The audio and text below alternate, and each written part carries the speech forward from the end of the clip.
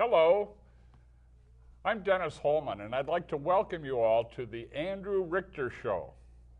Now, recently, we've been focusing on local candidates and local issues, but tonight we have, of course, Andrew Richter on my right and Jason Bradley on my left. So we have decided to pull back and get a little bit broader perspective on political issues and focus for a little bit on something called the North American Union.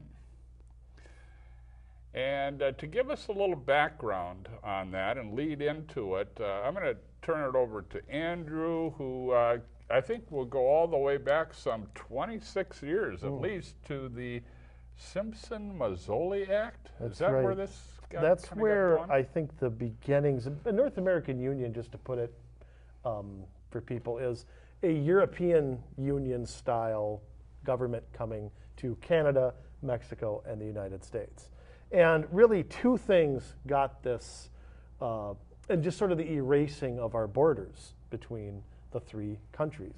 The Simpson-Mazzoli Act of 1986 is the first modern act dealing in immigration. Well, really the first one since the early 60s with illegal immigration here in the United States. It was signed into law by President Reagan on November 6th, 1986, and a couple highlights of it. It did make it illegal. It actually was not a crime to hire, it was not a federal crime to hire illegal aliens to work until this bill in 1986. It's not a federal crime. There were about 2 million illegal immigrants at that time. That's where the I-9 form and a few other things came.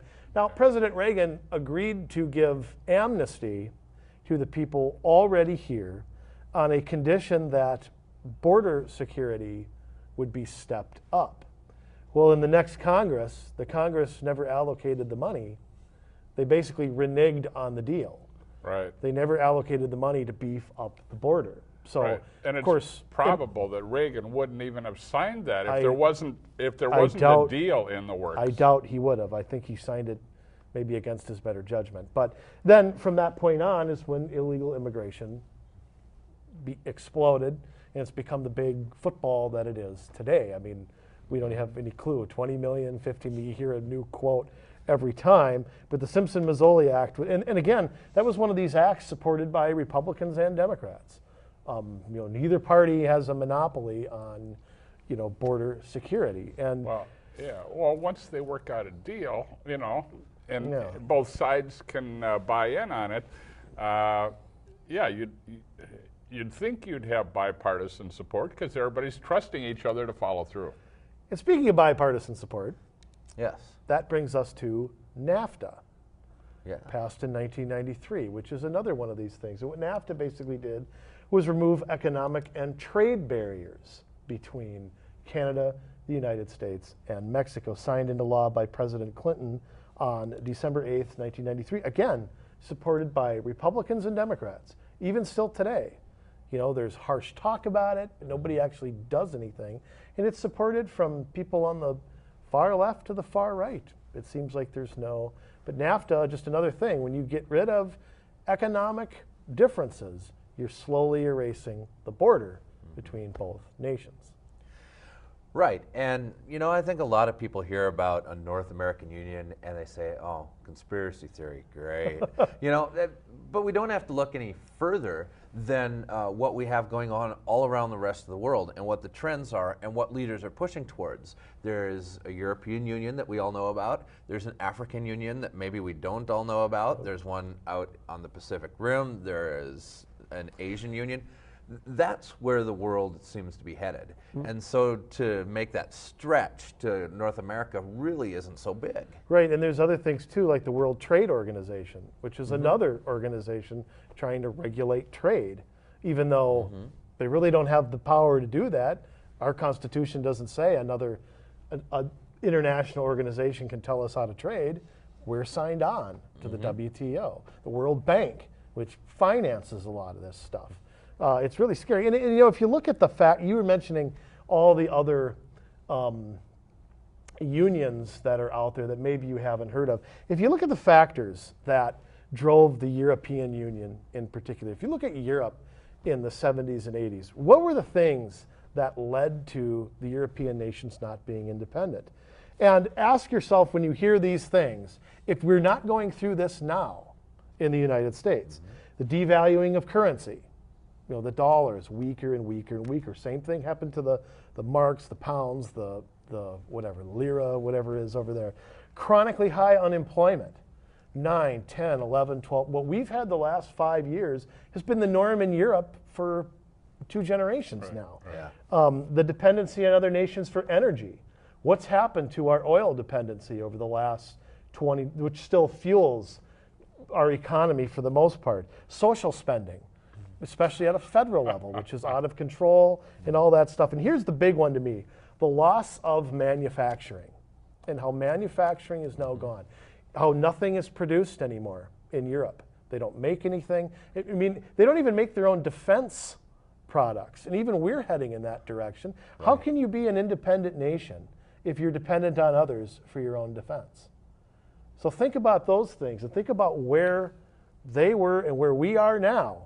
And something like this isn't so far-fetched anymore. Well, and look at how well the European Union has worked.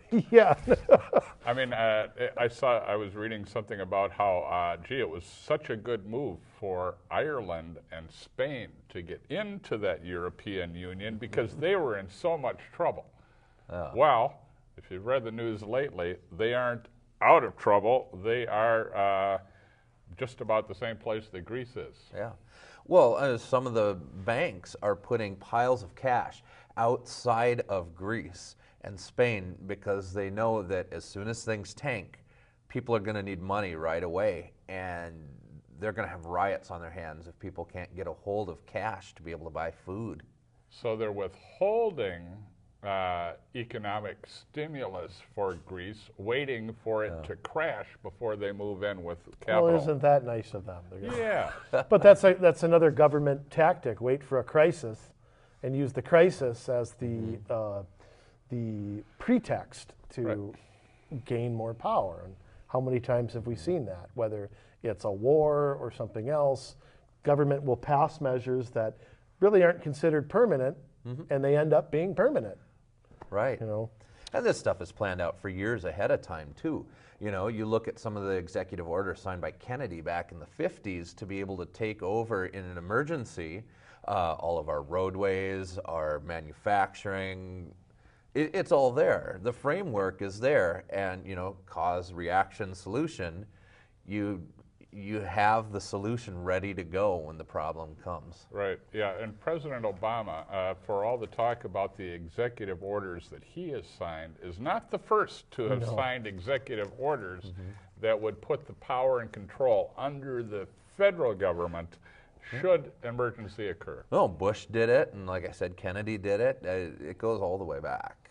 Yeah, the Cuban Missile Crisis, that was the basis for a lot of Kennedy's executive orders. Yeah, so, but the thing, what would this look like? I mean, what would a North American Union be? Yes. And I think there's some information out there on what exactly, Jason, I'm setting you up here. Okay. What would that look like? What would happen with the North American Union? Well, you're looking at bringing Canada and Mexico and the United States together and really erasing nationality. I think that's the goal. There's a lot of people out there, and you can find it, whether it's George Soros or other people that believe in an open society, that you would get rid of a lot of that nationalism that people believe in or identify with, and you would then be creating unions on an economic level. You'd be creating unions on a manufacturing level. Can't forget the environment. Ability to travel freely between countries, and it's really a breaking down of every boundary that you have that makes us Americans or makes Mexicans Mexicans or Canadians Canadian.